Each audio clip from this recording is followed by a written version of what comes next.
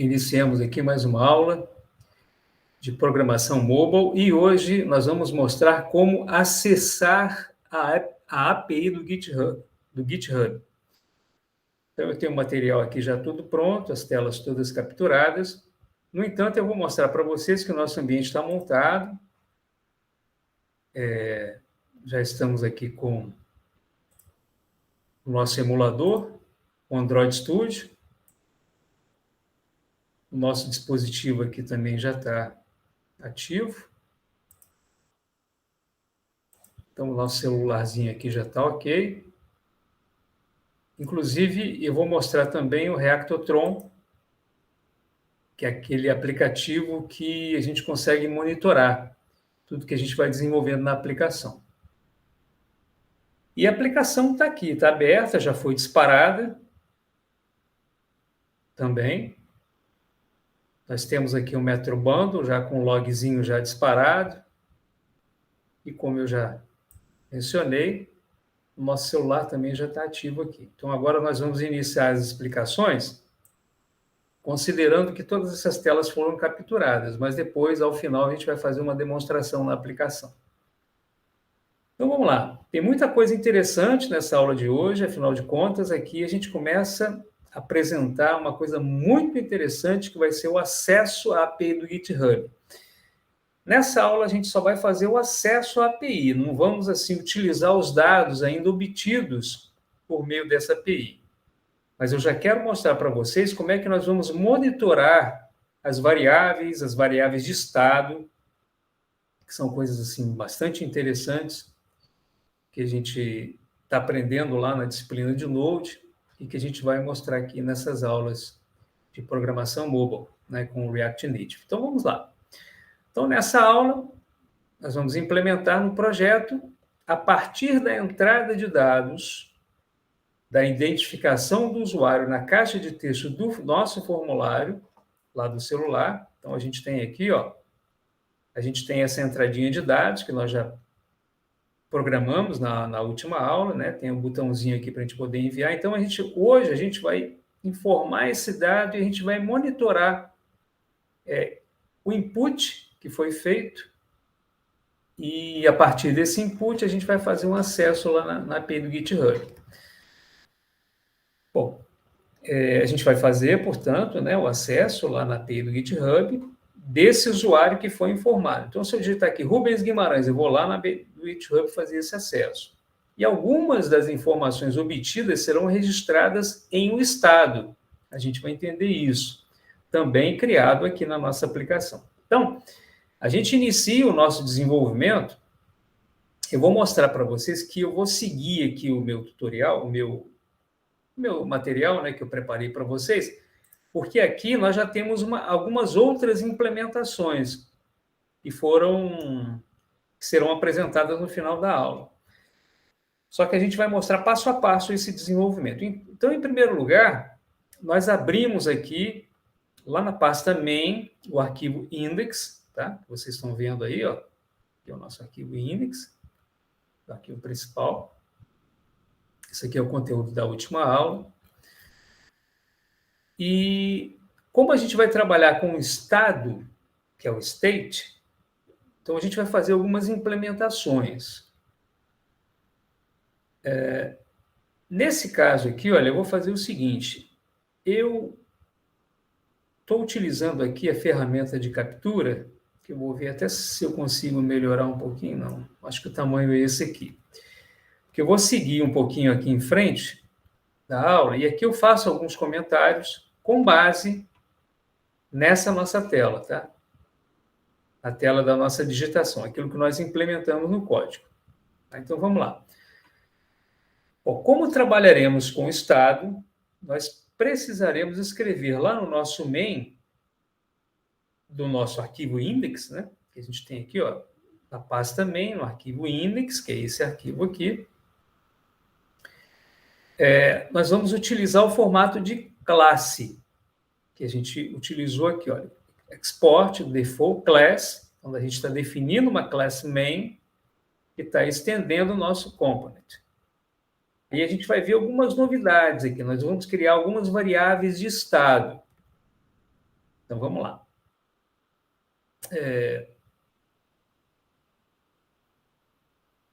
Beleza. Então, e aqui eu coloquei um detalhezinho aqui, olha, que nós estendemos o component, né, esse component, importado no início do código, que a gente importou lá na linha 1. Tá? Isso aqui a gente já tinha visto na última aula. E inserimos o return, lá na linha 16, dentro do método render. Então, a gente tem aqui o nosso método render. Então, aqui, na linha 16, a gente tem o return que vai retornar com o nosso container, né? Que é o nosso formulário, que faz parte lá do nosso componente. Beleza. Então, vamos lá. A partir de agora, nós poderíamos ter um estado na nossa aplicação. E aí vocês vão entender o uso do... por que a gente está implementando, por que nós estamos utilizando esse aplicativo Reactotron que vai nos permitir monitorar os estados. Então, nós vamos criar esse estado lá na linha 8, então eu documentei tudo isso aqui no nosso código, tá? Na linha 8, para armazenarmos os dados do usuário, na linha 10. Esses usuários, na linha 14, serão obtidos por meio do método render. Então, aqui na linha 8, a gente definiu o estado, e aqui na linha 10, principalmente, a gente vai definir aqui o nosso vetor de usuários, onde nós vamos armazenar os nossos usuários. E nós criamos aqui uma variável chamada newUser, que vai armazenar sempre um novo usuário. Então, à medida que a gente for digitando um novo usuário, eu vou armazenando nessa variável newUser e vou adicionando esse usuário dentro desse vetor que nós chamamos de users. E o detalhe, mais uma vez, que eu quero chamar a atenção de vocês, é que isso está sendo registrado dentro de um state, dentro de um estado. A gente vai falar muito mais sobre isso, tá? Não vamos avançar tanto nessa aula, mas a gente vai voltar a falar mais sobre essa questão de estados, que é um tema assim, bem interessante. É um paradigma novo, né? Que a gente está utilizando com essa tecnologia. Muito bem. Então, para implementar a parte de armazenamento dos dados do usuário obtidos pelo input, nós criamos, então, uma variável newUser. Eu mostrei para vocês aqui na linha 9. Ela vai armazenar o valor do input. Esse input que nós temos aqui, ó, aqui na nossa telinha. Esse input que a gente digitar aqui vai ser armazenada nessa variável, nessa nossa variável newUser. Lá. Este newUser, que eu já estou fazendo uma menção aqui na linha 14, também será obtido do state por meio do método render. Então, aqui na linha 14, olha, dentro do render, a gente já vai mostrar para vocês como é que isso vai funcionar, né? Que vai ser o método responsável por renderizar a nossa tela. Aqui, olha, eu faço uma desestruturação buscando lá do estado os valores dessas variáveis, newUser e user, sendo que user aqui é um vetor. Tá? A gente vai observar também que no value do input será inserido esse newUser. Então, observem aqui, olha. Dentro do formuláriozinho que nós criamos, nós temos o nosso input, que é aquele inputzinho que eu já mostrei para vocês lá do celular, né? Aquela caixinha de texto, né? Onde será digitado. E aqui nós temos esse value newUser, quer dizer, o valor recebido será atribuído a essa variável newUser. Tá? Muito bem. Nele definiremos um onChange, esse método onChange. Observem, dentro do input onChange, que significa o seguinte, quando eu alterar o texto, quando eu digitar qualquer coisa, ele vai executar esse onChangeText. Ao invés de onChange somente. Normalmente a gente costuma ver lá na web, né? esse método como onChange, pois no onChange text é recebido diretamente o texto que o usuário digita dentro do input. Com isso, a gente pode utilizar diretamente o this.setState, new user text, linha 24, utilizando uma função. Observe que o onChangeText recebe essa função, pois está entre chaves. Com isso, a nossa variável newUser conterá os dados informados no input. Então, observem aqui, olha só um detalhe que eu quero chamar a atenção de vocês. Olha. Esse onChangeText, ele recebe, olha, uma função.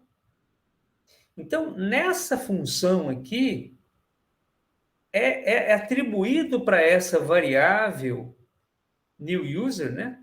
Eu altero o estado dele com o texto que está sendo informado pelo usuário. Então, esse newUser, que foi definido aqui no estado, será associado a ele o que foi digitado lá naquela caixinha de texto. Então, isso aqui é mais ou menos uma receita de bolo, mas é interessante a gente observar o detalhe da implementação, né? A associação, a atribuição de uma função que nós definimos aí entre essas chaves aqui, isso aqui é uma função, né? É uma arrow function, né? Uma função simplificada, que ela recebe como parâmetro o texto que foi digitado.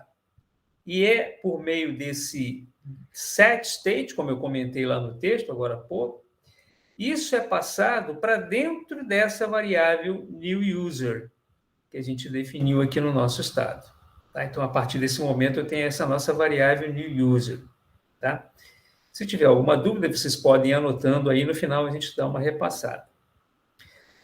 Bom, então, depois dessas implementações, né, após salvar as alterações, podemos executar a aplicação e a aplicação continuará sendo executada sem problemas, conforme mostra a figura. Então, com essas pequenas implementações que foram feitas, se você rodar, não vai acontecer absolutamente nada. A aplicação continua rodando como a gente mostrou na última aula. Tá? Então, a gente vai seguir em frente para novas implementações, que serão mais interessantes. O que a gente vai fazer agora é implementar a submissão do formulário, ou seja, deixa eu chamar aqui de novo o nosso celularzinho. Então, no momento que eu digitar um valor, quando eu clicar nesse botãozinho, eu estarei submetendo o valor digitado ao meu formulário. Então, a gente vai entender que existe alguma diferença entre essa implementação que nós fazemos aqui utilizando o React Native de forma nativa do celular. Existe uma diferença, existem algumas diferenças para quando a gente implementa um formulário na web, quando a gente submete um formulário na web. É isso que eu quero chamar a atenção de vocês. Muito bem, vamos lá. Então, aqui, olha, toda essa implementação, eu ainda não vou mostrar no código, porque aqui a gente só implementou esse método handle add user. Quer dizer, é um manipulador de usuário, né? Então, eu estou manipulando uma função. Eu vou fazer uma manipulação no momento que o usuário adicionar um outro usuário. Quando ele clicar nesse botãozinho aqui, será chamada essa funçãozinha aqui. Tá? A gente vai mostrar como é que isso é feito. Então, vamos lá. Então, olha só. Criaremos uma função chamada handle add user, como vocês viram aqui, ó, na linha 13. Tá? Deixa eu ver se eu tenho essa... Não, eu não tenho essa função. Ela salva aqui Essa minha função aqui no meu código atual, ela já está bem modificada, tá vendo? Ela já está com outras implementações. Então, é por isso que eu não quero alternar lá para o meu código. A gente vai passando por aqui mesmo. Então, a gente viu a criação desse add user e apenas um console log, né? Utilizando aqui o Rectotron. Então, vamos lá. Então, nós criamos essa função. Ela irá lidar com o submit do formulário.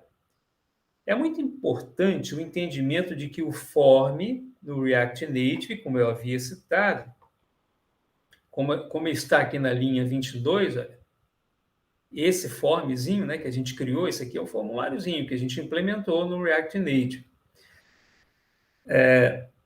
Ele não é um form real. Nós não podemos, por exemplo, lá na linha 20, inserir um form on submit, como a gente faz. A gente não tem como implementar aqui um on submit, como a gente costuma fazer lá na web. Porque não existe form no React Native. Portanto, sempre que quisermos utilizar um submit, quando a gente quiser enviar alguma coisa, no nosso caso aqui, quando eu clicar naquele botãozinho mais, né? Quando a gente clicar nesse botãozinho mais, tá? Às vezes eu estou sendo um pouco repetitivo, mas é para poder ficar bem claro, tá? Então, quando eu clico aqui, eu estou fazendo um submit. Sempre que quisermos utilizar esse submit, devemos colocar no próprio botão o onPress, como pode ser visto na linha 30. Então, a gente vê aqui, olha, o que a gente fez? Esse nosso submit button, que é o nosso botão, que a gente já viu na semana passada, como é que nós implementamos esse botão. Vocês se lembram, né, que nós adicionamos um ícone, colocamos esse maisinho, que é o add, definimos um tamanho, definimos a cor, né? Agora vocês observem que nós implementamos aqui o onPress fazendo uma chamada àquela nossa função handleUser, que está aqui em cima. Olha. Então, ou seja, quando o usuário clicar nesse botãozinho aqui, ó, clicou nesse botãozinho, ele faz a chamada à função. Então, ele vai executar o que está aqui em cima. Muito bem. Portanto, toda vez que houver a parte de clique do usuário dentro de um submit, nós utilizamos o onPress, ao invés do onClick, né? Como a gente costuma fazer lá na web. Então, olha, ao executar a aplicação e digitar qualquer coisa no input e clicarmos no botão mais, então eu, por exemplo, aqui eu digitei Rubens Guimarães, ao clicar nesse botãozinho, poderemos verificar no Reactotron que a função handleUser foi chamada e exibido o conteúdo do input em debug. Então, a gente vê aqui, olha, que eu não vou mostrar isso ainda, né? Porque essa implementação, a implementação do meu código final ainda não está completa.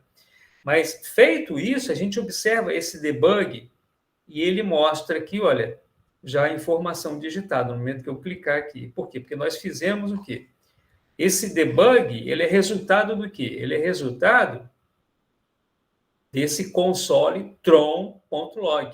Quer dizer, ele, digamos, invocou o debug lá do Reactotron. E ele mostrou o conteúdo do new user, que é a nossa variável de estado, que nós definimos aqui em cima. A esta variável new user, eu já falei, vou repetir, o que a gente fez? Quando nós digitamos qualquer coisa, ele já associa o valor digitado, o texto digitado, a essa variável new user. E exatamente essa variável que a gente mostra aqui quando ele clica nesse botão Submit, no Submit, que é o botão do nosso formulário. E o resultado disso é que ele mostra aqui, olha, já no debug do Reactotron, o valor que foi digitado. Ok? Então, vamos em frente. Com isso, a gente pode utilizar essa função, né, o valor digitado, para irmos até a API do GitHub, buscar essas informações e realizarmos o processamento que desejamos. Então, veja bem, com isso, antes de prosseguirmos, eu quero chamar a atenção de vocês para esse comentário que eu fiz aqui embaixo. Olha só.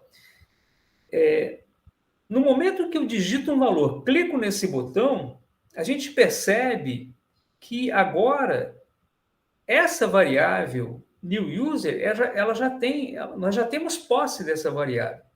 Então, eu posso manipulá-la dentro do meu código. Como eu já o fiz aqui, olha, quando eu mandei imprimir lá no console o valor dessa variável. Né? Vocês viram que apareceu no Reactotron. Então, o que eu quero chamar a atenção de vocês é que agora eu vou, de fato, realizar aquilo que se propõe essa aplicação. No momento que eu digitar um valor aqui dentro e clicar nesse botãozinho, eu vou lá vou chamar uma API, vou consumir uma API como aquelas APIs que a gente está aprendendo nas aulas de Node. Eu vou lá na API, executo, a minha API vai me retornar um JSON, né? Vai me retornar um JSON com o resultado obtido pela minha API. Então, eu vou, digamos, o GitHub ele me permite isso. Eu vou fazer uma chamada a uma API, vou passar o meu usuário, ele vai me retornar alguns dados. Esses dados eu vou exibir aqui no nosso celular. Essa é a ideia da nossa aplicação. Tá? É o que a gente vai começar a trabalhar a partir de agora. Tá? Então, vamos lá. Bom, no nosso código alterado abaixo, quer dizer, aqui eu já fiz toda a implementação, então, a partir de agora, eu já posso utilizar esse meu código aqui. Eu vou mostrar para vocês, a partir desse código aqui, que está exatamente, que é exatamente essa parte final aqui, dessa minha captura. Tá? Então, no nosso código alterado, podemos ver que o React Native também nos permite acessar propriedades de acessibilidade. E uma delas é o Return Key Type, com o valor send. Então, lá na linha 29, a gente vai ver aqui, olha. A gente vai ver aqui, na linha 29, vamos lá. Tá, aqui eu já estou falando dos valores que eu já estou recebendo, né? Então, esse key type a gente definiu aqui em cima, olha.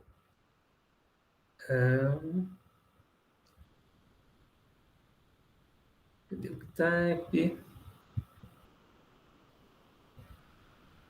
Return key type. Deixa eu dar uma olhadinha aqui para ver se de repente pode ser que esteja diferente. Ah, sim. Estou dentro do input. Deixa eu ver se eu tenho isso aqui. Na verdade está aqui, ó. Send. Eu ainda não vou poder trabalhar com essa parte aqui, não, porque ainda não está legal. Mas vamos continuar nesse ponto aqui, nesse trecho aqui ainda, tá? É mais um pouco abaixo, que está de acordo com o meu código. Tá? Aqui foram algumas pequenas implementações que a gente fez. Então, repetindo, esse return key type send, ele faz com que aqui na nossa telinha, deixa eu ver se no meu celular eu já tenho isso representando. Não, ainda não. Eu não pressionei o celular. Deixa eu mostrar aqui para vocês, olha. Aqui, olha. Tá vendo? Esse botãozinho aqui, ó, ele já tem esse símbolozinho aqui de uma seta referente ao send. Então, essa propriedade return key type aqui, send, ele fez exatamente essa alteração, essa implementação aqui, indicando a parte de acessibilidade. Foi isso que eu quis dizer aqui. Então, é uma dessas propriedades de acessibilidade, é o key type, que a gente definiu lá na linha 29, como eu mostrei. Observe que a inserção desse return key type já provocou um efeito no botão return, como eu mostrei, alterando para send e deixando com um formato diferente, né? Que a gente viu na figura ali abaixo. Né? Deixa eu repetir aqui novamente para mostrar para vocês. Esse botãozinho aqui. Tá? Nós mudamos, portanto, o formato do return, né? Será necessário inserir no código um onSubmit editing, na linha 30, deixa eu ver aqui, na linha 30, para a gente poder, no caso de uma implementação, uma alteração, né? A gente chamaria a mesma função. Então, por meio, se eu quisesse pressionar um Enter, ou então clicar por meio dessa submissão, desse send, eu chamaria a função, essa função handle add user, da mesma forma. Tá? Beleza? Então, agora sim, agora vamos prosseguir. Então, a gente salva a aplicação, aí aqui eu mostro novamente o efeito, né? Esse sending e tal. Beleza. Aqui eu chamo a atenção também, novamente, né? Para a mudança do formato do botão. Vimos com isso uma das técnicas de acessibilidade disponíveis no React Native. Bom, agora a gente muda um pouquinho o nosso contexto e vamos falar, de fato, de uma biblioteca que vai nos permitir acessar uma API. Então, entendam o seguinte, eu estou fazendo o papel do Insomnia, que vocês já viram lá na nossa disciplina, quando nós falamos sobre Node. Então, lá nós utilizávamos um aplicativo, né, chamado Insomnia, que fazia o papel do GitHub, de um front-end, onde a gente fazia chamadas API. Só que aqui não. Aqui as chamadas da API, elas serão feitas por meio da minha própria aplicação. Então, para isso, eu preciso utilizar uma biblioteca que me permita fazer essas chamadas às APIs. E essa biblioteca é a biblioteca Axios. A mesma biblioteca que a gente utiliza também no React, que a gente vai também estudar lá na outra disciplina. Então, quando nós lidamos com chamadas API, nesse caso, a gente vai utilizar essa biblioteca. Tá? Então, para instalar essa biblioteca, yarn add Axios. Simplesmente isso. Bom, então agora a gente vai implementar essa chamada. A gente vai implementar a chamada API. Então, no momento em que o usuário clicar nesse botãozinho, quando ele digitar, digamos, o meu usuário do GitHub, Rubens Guimarães, digitei. Quando eu clicar aqui, eu vou lá na API, vou fazer uma chamada API. Vou buscar esses dados serão recebidos, e aí eu vou trabalhar com esses dados aqui dentro. Vou exibir no formulário, entre outras coisas. Tá? Então, a gente vai ver agora como é que a gente implementa essa busca lá na API. Então, em primeiro lugar, a gente cria uma pasta services dentro aqui da nossa aplicação. Deixa eu ver se agora eu já estou com esse contextozinho aqui pronto. Tá. Services, aqui a nossa API, está aqui, beleza. Então, agora, olha, criaremos uma pasta services dentro da pasta SRC. Dentro da pasta SRC, a gente colocou o service e aqui está a nossa API.js. Nesse arquivo será criada uma instância do Axios, responsável pelas chamadas da API. Então, observem aqui que nós fizemos o seguinte, a gente criou uma constante chamada API, ou API, como vocês quiserem, e aqui nós criamos uma instância do Axios, que nós importamos lá da nossa biblioteca. Tá? E essa base URL, vocês se lembram que essa base URL era exatamente a URL que nós definimos lá no Insomnia, quando a gente queria chamar uma API. Nós normalmente colocávamos no localhost, né, porque era uma API local. Só que agora eu estou acessando uma API externa, uma API, API do GitHub, api.github.com, né? Inclusive, é até um HTTPS, né? É um HTTP de segurança, né, digamos assim. Então, com isso, eu crio essa instância e vou utilizar essa API dentro da minha aplicação. Então, quando eu fizer referência à minha API aqui dentro do index, a gente vai ver daqui a pouquinho, é com base a essa chamada do GitHub. Tá? Beleza, então. Então, continuamos. Então, após digitarmos esse código acima, né, após nós criarmos isso aqui, né, assim, esse service API, retornamos ao nosso index, lá na pasta main, para implementarmos a importação da API, como pode ser visto na figura abaixo. Agora sim, pessoal, agora eu tenho certeza que isso aqui está de acordo com o meu código. Tá? Então, agora, todos esses comentários aqui, a gente vai observar lá no código. Então, vamos estudar agora todas as implementações que nós fizemos dentro da página main do arquivo index, tá? Que a gente fez aqui no nosso código. Então, vamos lá.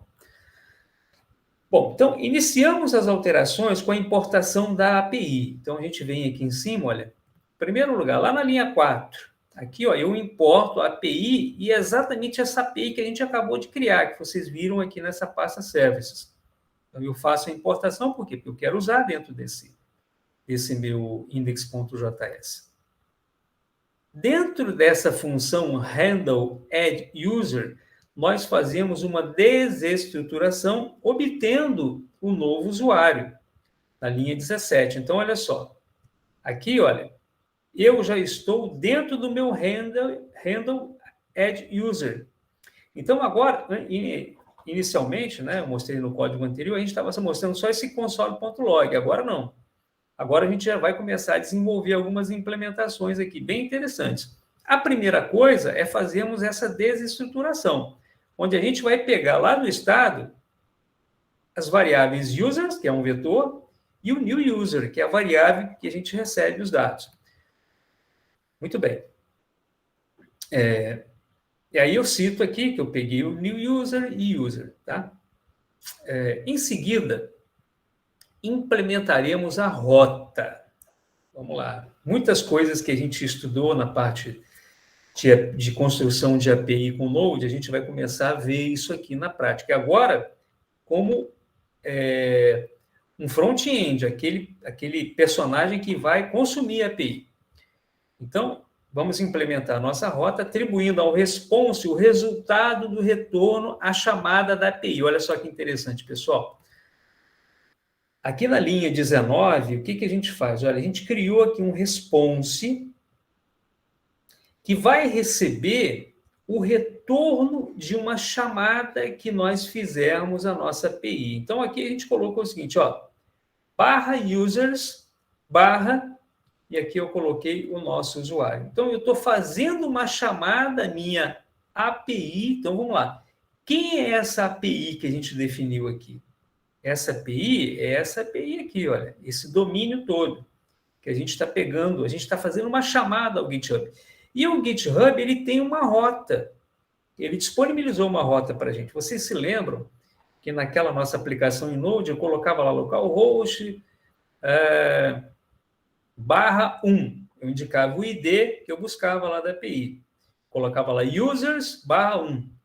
Quer dizer que eu queria pegar o elemento 1 lá do meu vetor. Aqui, a mesma coisa, só que eu já estou fazendo uma chamada externa. Eu estou chamando a API do GitHub. Estou chamando essa API, esse endereço. E qual a rota que eu vou acessar dessa API?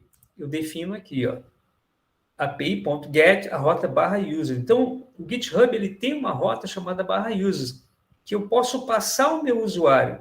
Quando eu passo o meu usuário, a minha aplicação vai lá na API e retorna para dentro dessa constante response toda a resposta retornada por essa API.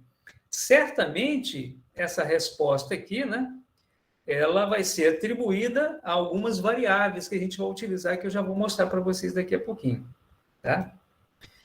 Então, vamos continuar. A partir do response, nós não utilizaremos todos os dados de retorno.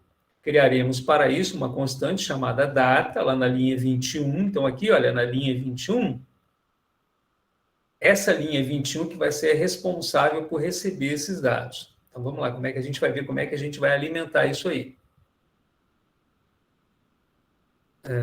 Vamos lá.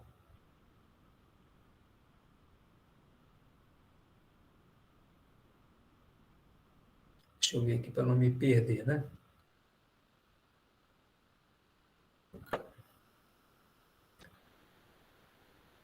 Tá, estou aqui.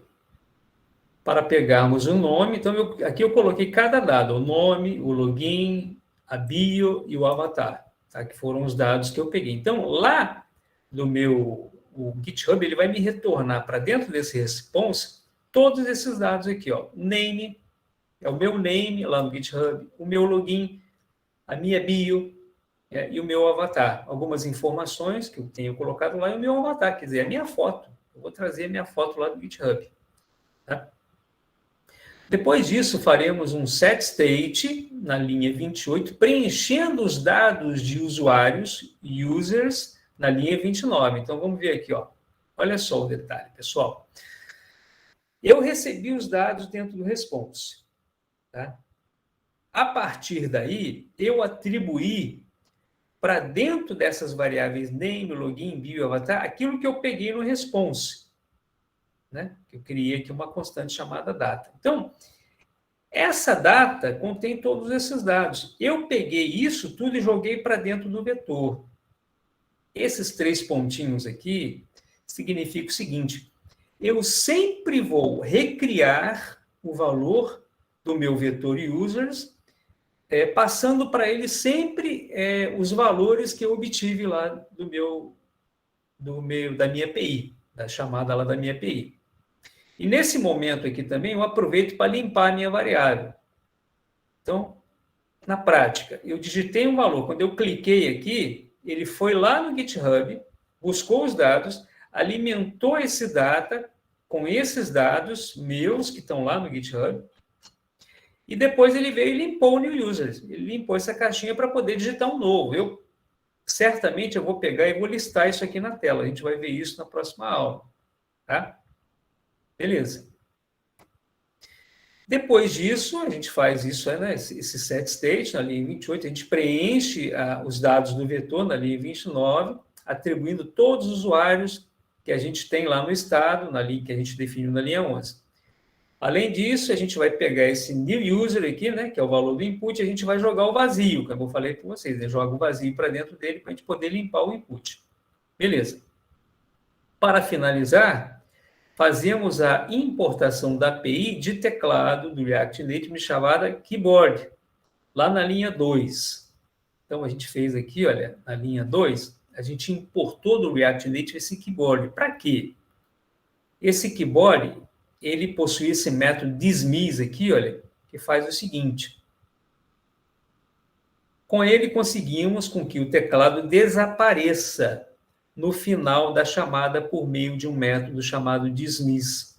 Então, observem que quando eu começo a digitar, quando eu clico aqui nessa caixinha, ele abre esse teclado. Quando eu digito e clico nesse botãozinho, olha, eu já enviei os dados, não me interessa mais o teclado, eu quero desaparecer com esse teclado. Esse dismiss, esse keyboard.dismiss faz exatamente isso, ele retira, né, apaga esse teclado. Tá? Esse é o objetivo. Bom, o resultado dessas implementações mostra que quando posicionamos o indicador do mouse na caixa de texto, no exemplo abaixo, além de posicionar o indicador do mouse, eu também digitei o Rubens Guimarães. Então, quando eu clico lá, né, quando eu pressiono lá no botãozinho, o teclado, quando eu clico aqui, o teclado aparece e para eu poder fazer essa digitação. E quando eu clico, tudo isso desaparece, né? Então, após informarmos o usuário no input, como eu fiz aqui em cima, e clicarmos nesse botãozinho mais, o teclado automaticamente desaparece, efeito do dismiss, eu cliquei no mais, já sumiu aqui e já limpou a minha telinha. Né? O teclado desaparece, como pode ser visto aqui. E o detalhe que ele limpa aqui também. Tá? Essa é a ideia. Tá? Bom, então, agora eu vou fazer o seguinte, eu vou mostrar para vocês isso aqui na minha aplicação. Tem uns comentários do Hectorton que eu quero mostrar para vocês. Então, o meu cenário aqui é o seguinte, meu Metro Bundle já está disparado, o meu formuláriozinho aqui já está pronto, né? E o Reactotron também foi disparado. Então, significa o seguinte, olha, quando eu subir a minha aplicação, o Reactotron já identificou lá o meu Android, e aqui no timeline ele já identificou uma conexão, tá? Então, vamos lá. Então, a partir de agora, o que eu vou fazer? Eu vou digitar aqui, ó, vou dar um cliquezinho. Quando eu cliquei, vocês observaram que ele já abriu aqui o teclado, e eu vou digitar o Rubens Guimarães. Tá?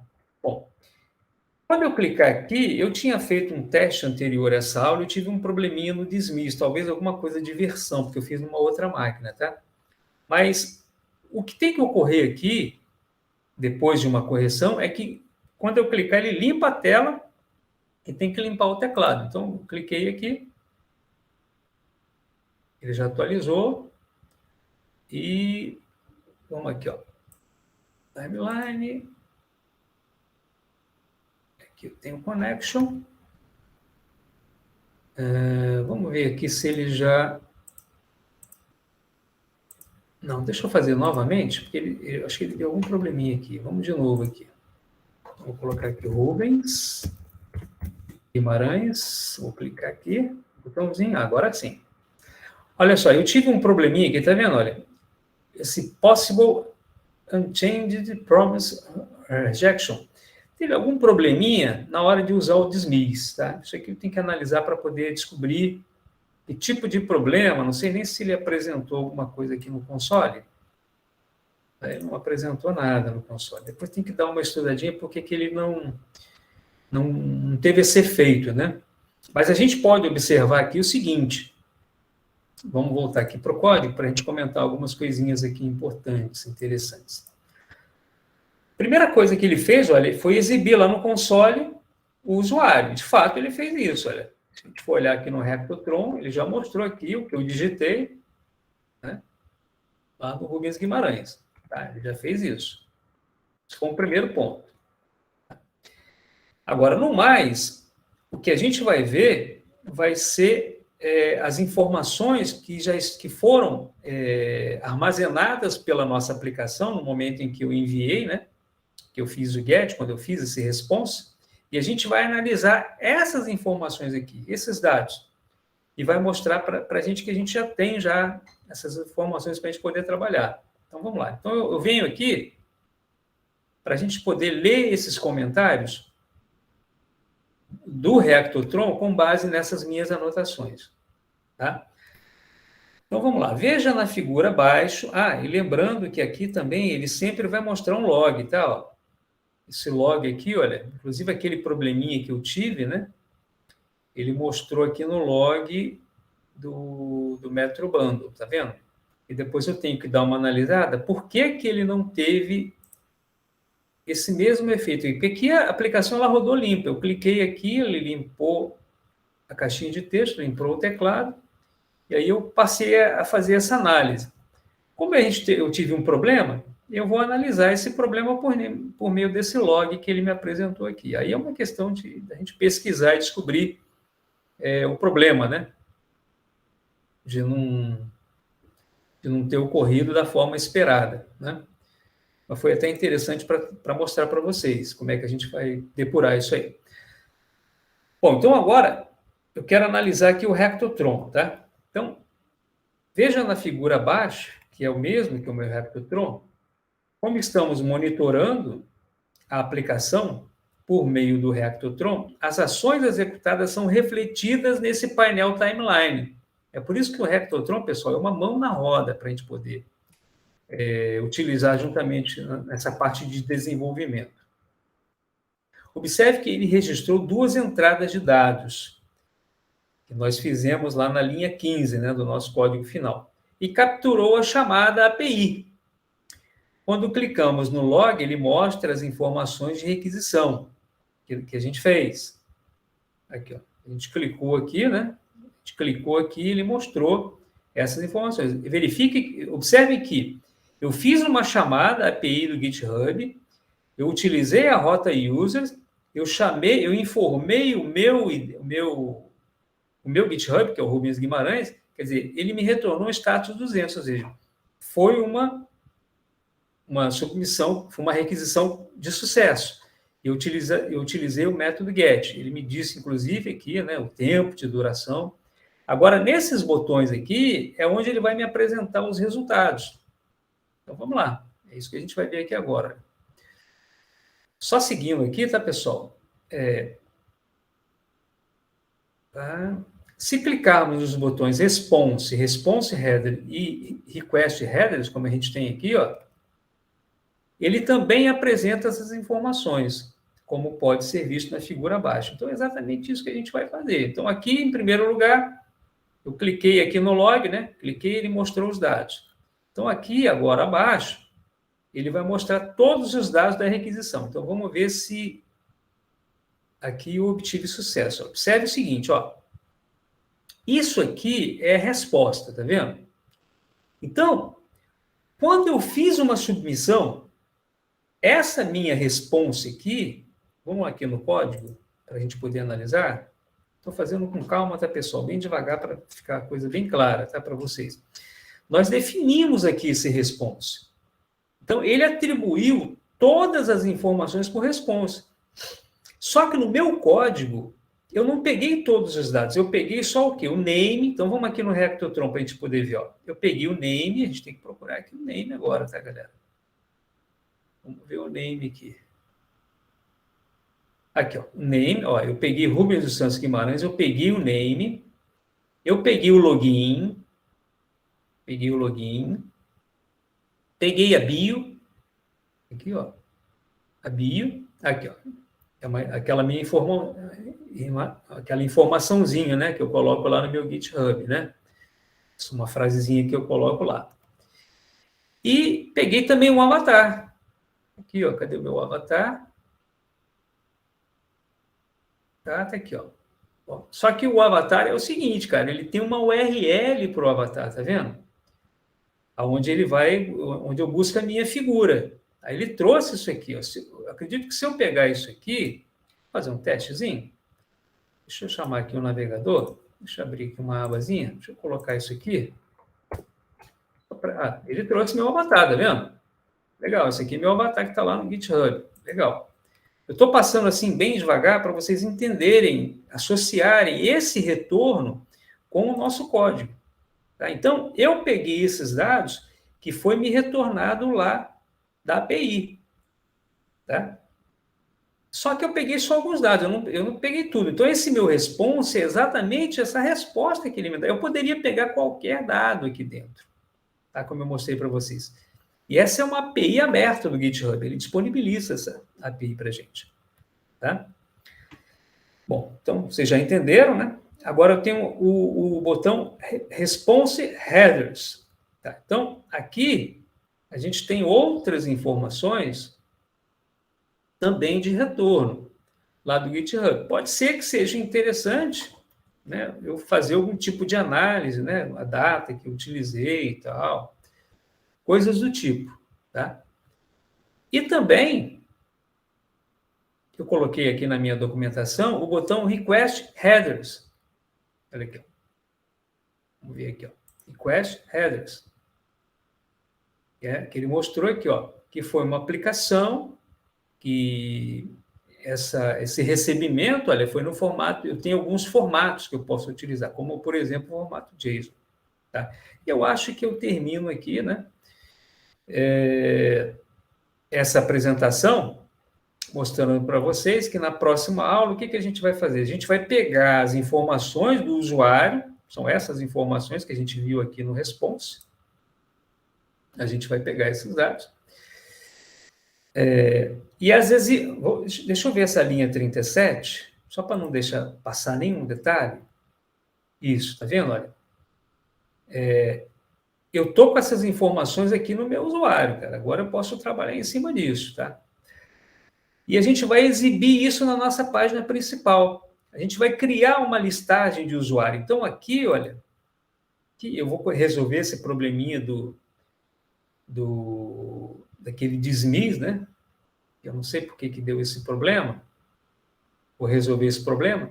E a gente vai criar uma listagem aqui na tela com os usuários. Então, quando eu digitei aqui o Rubens Guimarães, eu cliquei aqui, eu trouxe o Rubens, vou criar aqui o Rubens. Se eu clicar, se eu colocar um outro usuário, clicar, eu vou também colocar aqui dentro. Eu vou colocar uma lista de usuários. Depois eu vou criar para esses usuários um link, que quando eu clicar, por exemplo, no Rubens Guimarães que eu adicionei, se eu clicar no Rubens Guimarães, eu vou vou exibir os dados numa outra tela. Vou fazer um spoilerzinho aqui para vocês, tá, pessoal? Lembram dessa tela de user aqui, ó? Que só tem o index, que a gente programou, inclusive, que ela já está até funcionando, né?